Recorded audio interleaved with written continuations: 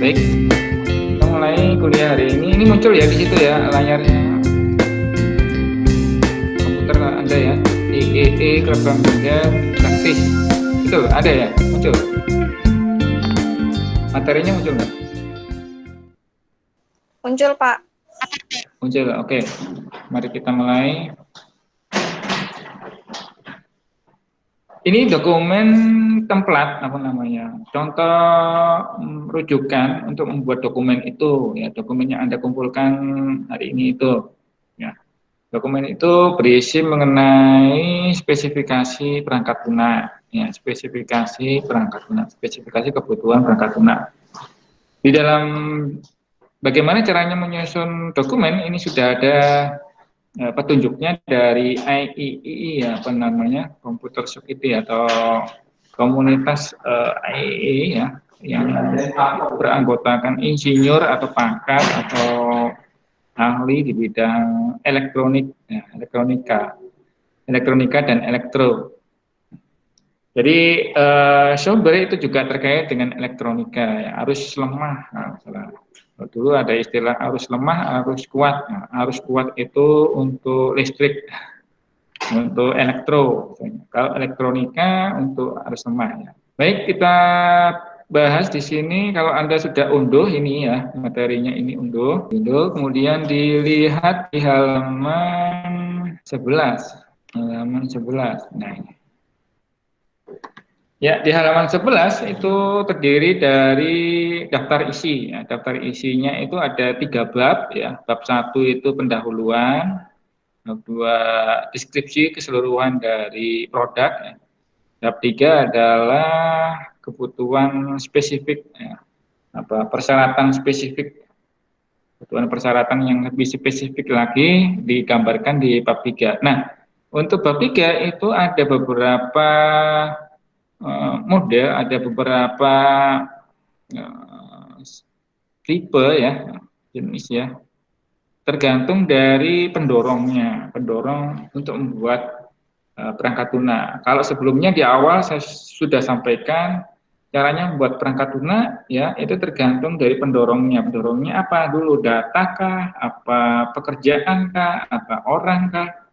Nah, ini kita jadikan acuan di nomor 3 itu. Ya. Jadi kalau kita pilih misalnya pendorongnya adalah data, maka kita gunakan spesifikasi persyaratan nanti desainnya berdasarkan berorientasi data. Maka kita gambar di situ ada diagram konteks, ada data flow, ada apa namanya, kamus data, ada HIPO, ya, sampai muncul ERD dan antarmuka dari program. Nah, kurang lebih itu. Tapi jika kita nanti berorientasi objek misalnya, ya, maka kita akan menggunakan skenario, menggunakan use case, menggunakan class diagram, ya, dan lain sebagainya. Jadi kan beda atau pendorongnya. Oleh karena itu di bab 3 aduannya nanti mengikuti dari pendorong itu. Baik ya, kita bahas bab 1, bab 1 dulu.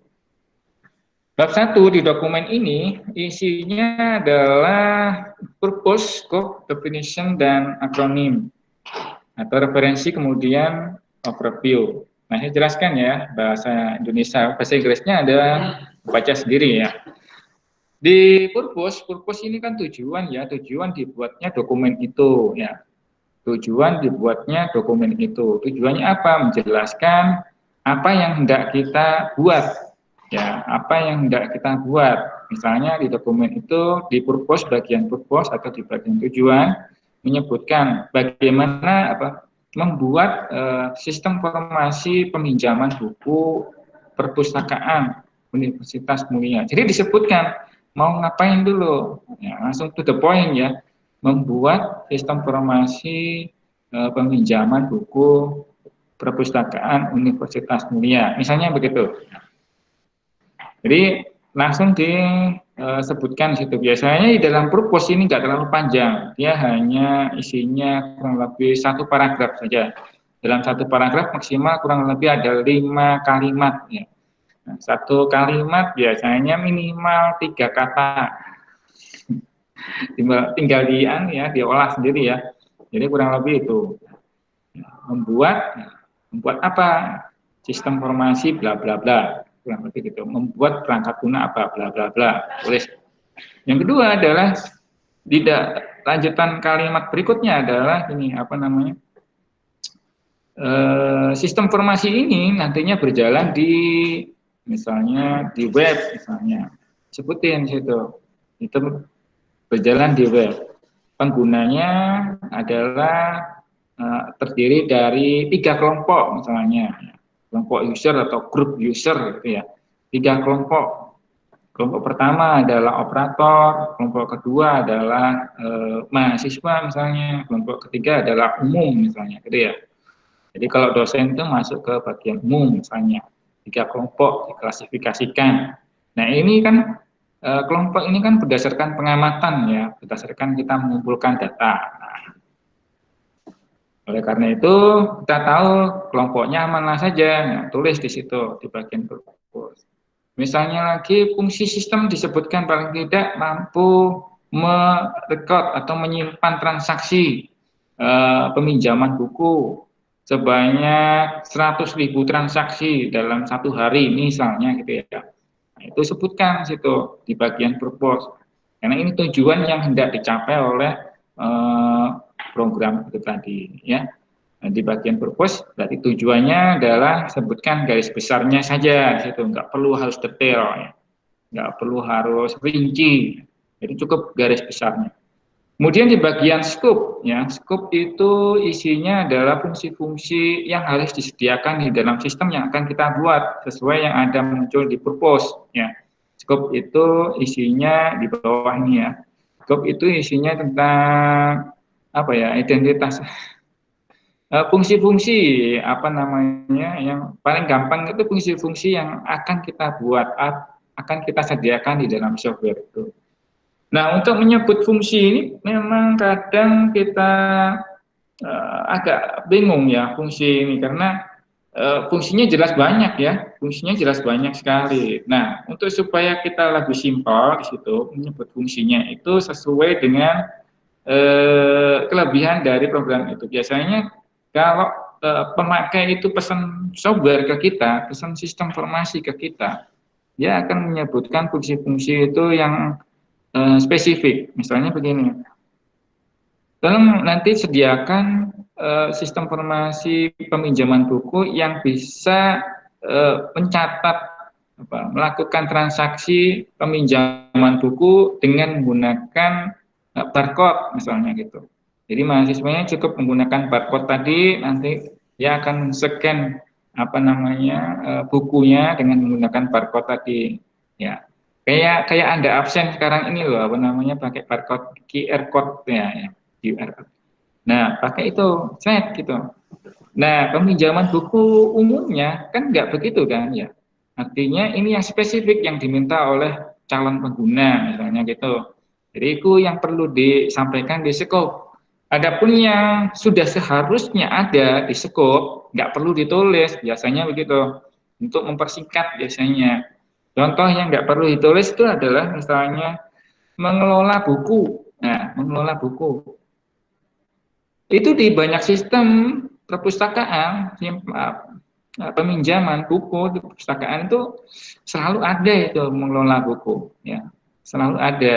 Dan paling tidak ada grup itu. Nah, grup itu di situ sudah ada, ya artinya itu sudah sewajarnya Anda sediakan, ya sudah seharusnya disediakan di sistem itu, nggak perlu lagi didefinisikan, ya. Artinya kalau memang itu sudah sewajarnya, standarnya harus ada, ya Anda harus penuhi walaupun tidak diminta. Ya, kurang lebih begitu ya. Jadi kalau memang itu standarnya sudah ada, ya harus Anda dipenuhi. Nah, yang belum dipenuhi kan yang apa namanya, yang spesifik, yang agak-agak aneh-aneh tadi ya, seperti transaksi pinjam buku nanti pakai barcode gitu ya. Kurang lebih demikian. Ini ya, jadi menjelaskan apa sih yang paling spesifik di software yang akan kita buat itu di scope.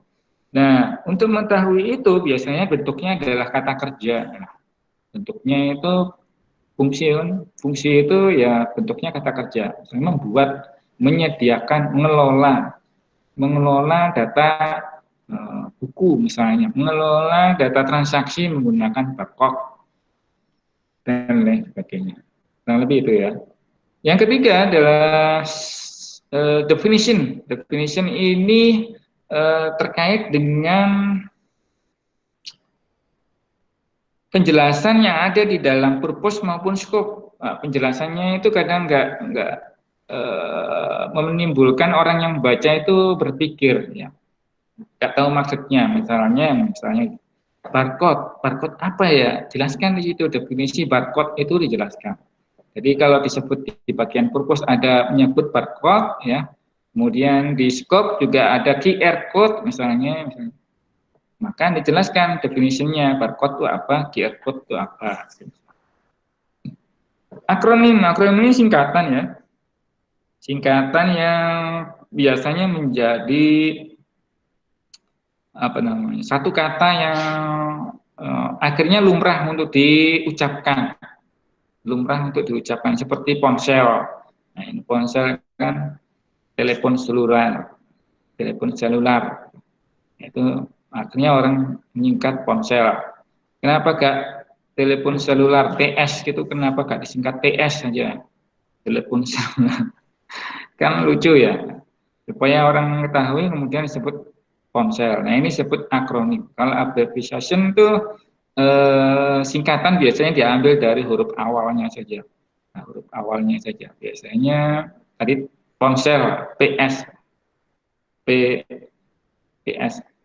ponsel, telepon seluler, TS. Nah, itu abbreviasinya. Atau KBBI, Kamus Besar Bahasa Indonesia RI, Republik Indonesia. QR, nah, QR berarti Quick Response. Nah, itu ya. Dan seterusnya. Referensi itu terkait dengan buku-buku atau literatur atau hal-hal yang menunjukkan ada hubungannya dengan dokumen ini, ya. Ada hubungannya dengan dokumen ini. Misalnya, Anda menyusun dokumen ini mengikuti standar IEEE ini, maka Anda rujuk ini, bukunya ini judulnya apa tadi? Nah, ini judulnya ini ya. IEEE Recommended Practice. Ini dirujuk, masukkan di bagian itu. Ya. Di bagaimana caranya merujuk? Nah, ikuti rujukan yang standar. Ya. Jangan langsung ditempel, di copy, tempel linknya. Nah, itu biasa itu. Nah, masa langsung ditempel linknya. Gitu ya.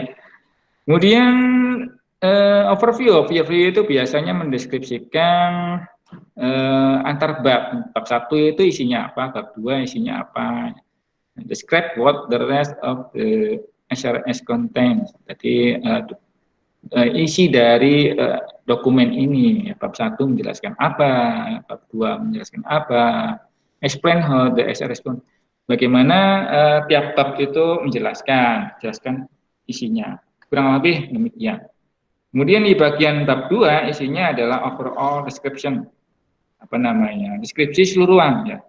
Isinya dalam deskripsi itu biasanya berisi mengenai sudut pandang produk itu sendiri ya, atau perspektif produk. Jadi di sudut pandang ini biasanya Anda jelaskan kelebihan kekurangan. Ya, kelebihannya apa dibanding dengan sistem-sistem yang lain. Ini kalau kita nulis karya ilmiah atau skripsi, biasanya kita butuh kajian pustaka. Nah, kajian pustaka itu mengevaluasi penelitian sebelumnya yang relevan, yang terkait dengan judul, ya, Nah, itu kita kaji dulu, biasanya dikumpulkan di situ dibahas. Kan, paling tidak harapannya disebutkan di situ.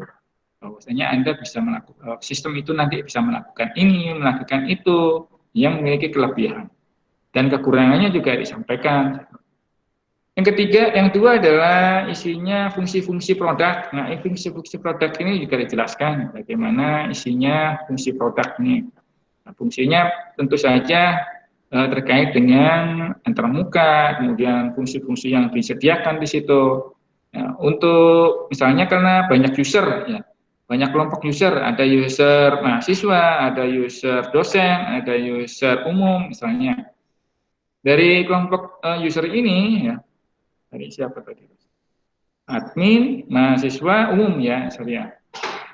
Admin, mahasiswa umum. Nah, ini dari kelompok-kelompok ini kan punya fungsi sendiri-sendiri. Admin fungsinya apa aja dia, misalnya menyediakan fungsi apa aja di sistem itu, misalnya. Bisa menambah pengguna atau tidak, sebutkan fungsi-fungsinya. Kemudian fungsi mahasiswa apa saja yang disediakan di situ untuk mahasiswa usernya. Fungsi berikutnya adalah untuk kelompok umum apa saja, beda nggak dengan fungsi yang ada untuk mahasiswa dan seterusnya. Kurang lebih demikian ya. Ini di product function, fungsi-fungsinya dijabarkan. Fungsi itu mulai dari input, proses, output ya. Input, proses, output. Inputnya data untuk kelompok user admin apa saja misalnya. Prosesnya bagaimana, prosesnya yang dilakukan oleh admin ya, prosesnya apa saja dijelaskan dan seterusnya. Ini ya penting kali ini ya.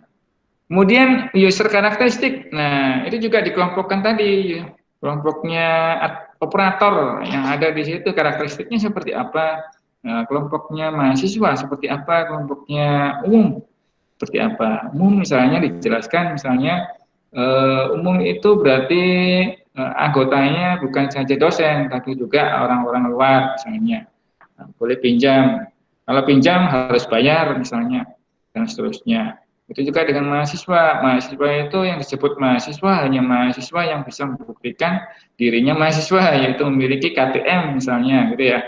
Nah, mahasiswa mana saja itu bebas selama dia adalah mahasiswa, boleh mahasiswa Uniba, boleh mahasiswa ITK misalnya, boleh mahasiswa, pokoknya selama dia punya identitas sebagai mahasiswa yang masih berlaku, misalnya begitu, dan seterusnya. Ini user karakteristik ya, juga perilakunya, karakternya dan sebagainya perlu diidentifikasi. Kalau constraint itu keterkaitan hal-hal yang terkait dengan sistem kita nantinya, termasuk aturan main, regulasi ya, constraint. Ini hardware yang digunakan untuk sistem itu nantinya berjalan, jaringannya juga sebutin hal-hal yang mungkin tidak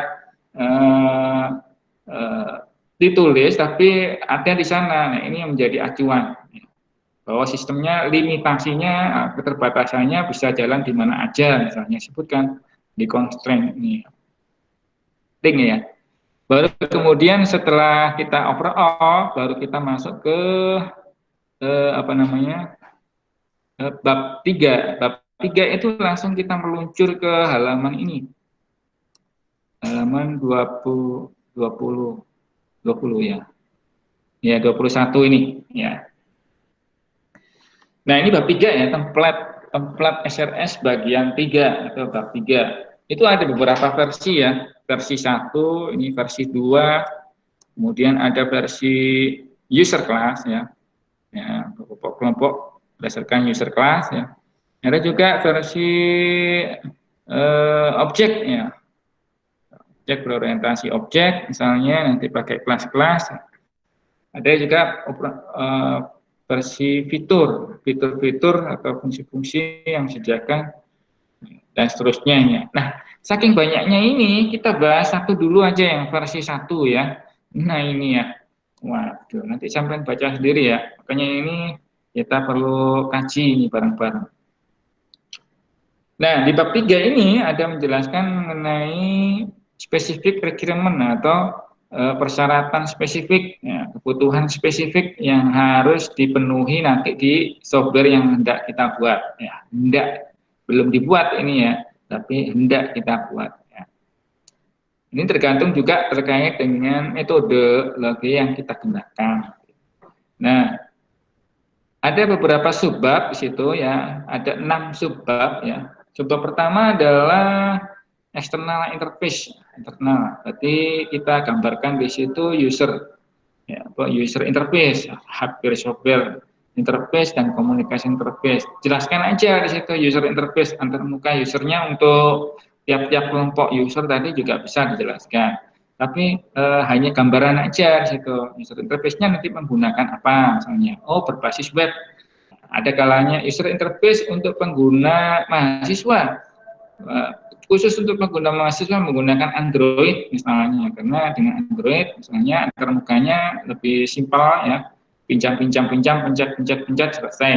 Tapi bagi admin, visual interface-nya adalah berbasis web, misalnya begitu, jelasin. Ya. Jadi itu arahan-arahannya. Jadi belum menunjukkan antarmuka itu masih akan dibuat. Nanti ada ke depan itu kemana, antarmukanya seperti apa. Itu juga dengan hardware interface yang digunakan seperti apa kurang lebih ya, hardware-nya, misalnya servernya sih kurang lebih seperti apa, spesifik apa, spesifikasinya ya. Software yang terkait dengan itu juga demikian, dan komunikasi dan lain sebagainya ini digambarkan secara umum ya, secara umum.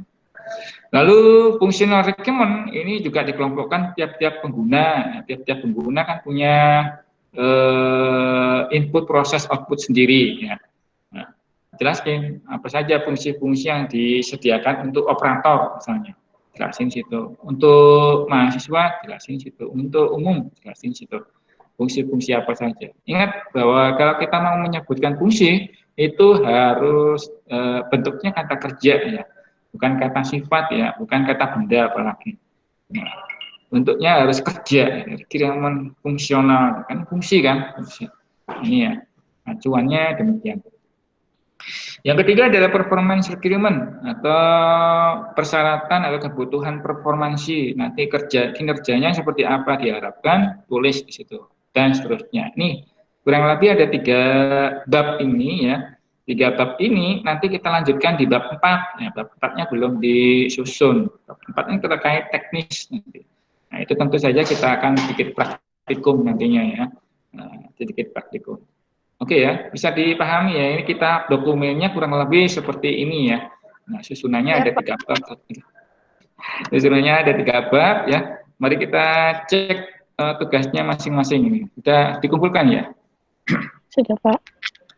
Baik, kita cek 4 orang.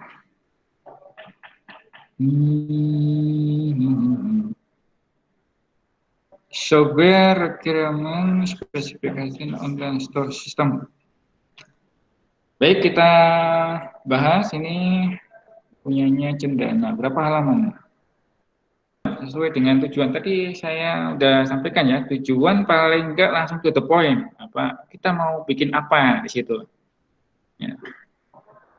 Oke, tujuan pembuatan software ini adalah bukan pembuatan software ya, tapi oke deh. Pembuatan ini adalah mengotomatisasi proses jual beli barang secara offline. Ini berlaku bagi pemilik sistem maupun pengguna. Selama ini proses bisnis semakin berkembangnya teknologi informasi, terutama dengan internet, maka diharapkan proses jual beli ini terlalu lama ini dokumennya ya. Ini karena sudah internet itu sudah nggak berkembang lagi di sekarang ini, sudah maju ya. Tapi nggak apa deh. Ruang lingkup sistem mampu menampilkan, nah ya betul ini ya. Jadi oke deh, ini mungkin, tapi ini terlalu umum ya tujuannya ya. Nah, tujuannya ini perlu kita sempurnakan yang to the point ya. Membuat apa? Membuat sistem sebutin di situ jual beli online, misalnya gitu ya. Fungsinya apa saja? Paling bukan fungsi langsung ya, tapi ya sebutkan penggunanya ya apa aja, berapa record yang dicetak, apa mampu di handle, jalan di mana, di jaringan internet kah, di jaringan lokal kah, menggunakan web, misalnya gitu ya. Kemudian ruang lingkup itu sistem mampu betul ini ya, sistem mampu menampilkan ya, bentuknya kata kerja ya, menampilkan katalog, melayani pembelian, pemilihan barang, menyediakan, betul ini ya, kurang lebih seperti ini ya, ruang lingkupnya. Kemudian definisi istilahnya, ini definisi istilah dan singkatan, SRS itu ini, IEE ini ya, kurang lebih itu ya. Ini sebentar, ini SRS ini disebut nggak di sini? Oh mungkin di sini ya ini ya, oke SRS itu, tapi kok cuma menjelaskan singkatannya aja ya.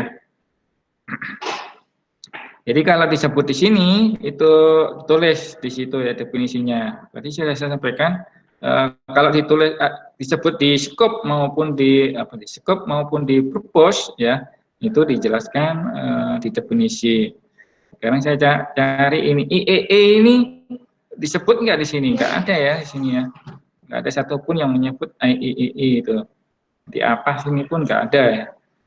Karena itu penjelasan definisi ini perlu ada relevansinya dengan yang di sini ya, di atas ini. Karena begitu kita sebut di sini, maka perlu kita jelaskan di sini. Yang nggak ada di sini adalah sistem. Nah, sistem itu perlu dijelaskan di sini karena sistem itu apa menurut definisi Anda ya. Tulis di sini. Definisi umumnya seperti apa. Kemudian referensi ini ya ini standar referensi. Oke, 2004. Tapi referensi yang hyperlink seperti ini nggak bisa dipakai ya. Kenapa nggak bisa dipakai? Karena ini nggak jelas ini, cuma hyperlink gini aja website. Mau merujuk kemana Anda referensi? Nggak ada informasi yang menjelaskan mengenai rujukan itu, hanya hyperlink ya. Jadi yang baik itu yang seperti pertama ini, sebutin ini ya. Nah, gini. Jadi bukan cuma hyperlink doang gini ya. Website itu aja. Dijelaskan ya, apa yang di bagian itu yang dijadikan rujukan spesifik. Kemudian gambaran umum dokumen. Nah, ini betul ini ya, penulisan dokumen bab 1, bab 2, bab 3 dijelaskan ya. Kemudian deskripsi umum bab 2 ini. Nah, berspesifik produk. Produk ini dijalankan oleh admin pemilik sistem dan oleh user yang memiliki koneksi ke internet. Ini seperti mengulang di purpose ini ya. Tapi baiknya adalah kelebihan dan kekurangan dari produkmu ini, karena ini kan sudut pandang, perspektif itu kan sudut pandang. Nah, menurutmu kalau kita dilihat dari sebelah sini itu keren nggak gitu loh, ya. Dilihat dari sini, oh kurang keren gitu loh ya. Jadi Anda perlu sudut pandang yang lain supaya Anda melihat software Anda itu nantinya oh keren ini, gitu loh ya. Nah kerennya itu kayak apa Anda sebutin di situ, gitu ya. Ini kurang nih. Kemudian manfaat produk boleh juga. Tadi apa disebutkan bukan manfaat ya. Deskripsi produk ya. Kemudian karakteristik user dan sebagainya. Oke, ini ada yang lebih spesifik lagi ya ini ya.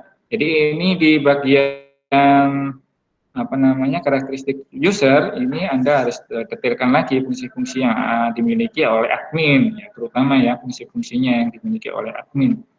Detailkan. Tentu saja admin ini fungsinya justru malah lebih banyak dibanding yang user individu, kelompok individu, kelompok pengguna. Individu itu apa ya? Pengguna ya, nah, penggunanya pengguna individu mungkin ya. Kalau di sini individu berarti di sini ada pengguna bisnis, oke deh, nah, itu ya, boleh pengguna bisnis. Tapi ini kurang detail ini, justru malah detailan admin karena admin memiliki banyak fungsi kan, ya, namanya admin ya dia berkelompok, jadi otomatis dia penjelasannya juga akan lebih banyak dibanding dengan user individu. Kurang lebih itu batasan-batasan, asumsi dan sebagainya. Nah, di bagian bab 3 ini fungsi kebutuhan fungsional. Kayaknya ini ada agak berbeda, sudah mulai dengan petunjuk tadi ya referensi. Nah, kebutuhan fungsional tadi kan ada spesifik itu ada, kita cek ya. Spesifik itu kita pakai acuannya yang versi 1 aja dulu. Versi 1 ini ya. External interface requirement. Nah, persyaratan eksternalnya antarmukanya seperti apa? Di sini enggak ditemukan. Langsung ke kebutuhan fungsional. Kebutuhan fungsional kan masih di tahap berikutnya. Ini ini ada yang belum pasti. Jadi ini mungkin masih bisa disempurnakan lagi ya, masih bisa disempurnakan lagi. Kita cari yang lebih keren lagi yang mana ya? Iya. Oh ini agak lengkap ya ini ya.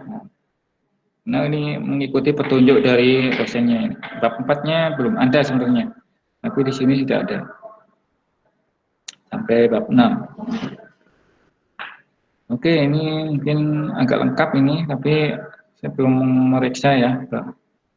Bab 3 dulu, bab 3. Bab 3 itu isinya apa? Oh, kayaknya sama aja ya. Fungsi-fungsinya motivasi. Definisi use case. Bab berapa ini? Bab 2 aja sudah muncul use case-nya ya. Ini dia menggunakan use case. Model use case. Oh, belum ini kan bab 3 ini. Jadi kita belum membuat skenario. Kalau ini skenario ya. Nah, skenario menggunakan use case. Kita belum masuk ke sini. Menggunakan prototype ya. Oh, ini mungkin bisa jadi tipenya di bab 3 yang beda tadi ya, berorientasi kelas kayaknya. Atau berorientasi pengguna tadi. Kurang.